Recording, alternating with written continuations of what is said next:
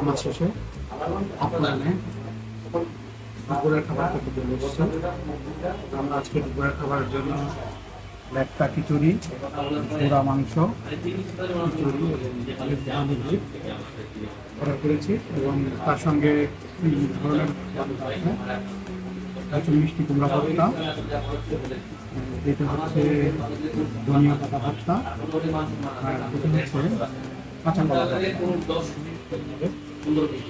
আমরা এখন টেস্ট করে দেখি লেটকা খিচুড়ি এবং পোড়া বিফ টেস্ট করে দেখতেছি।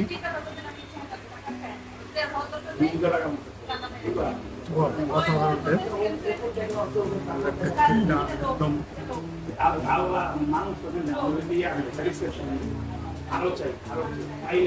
অন্যরকম টেস্ট।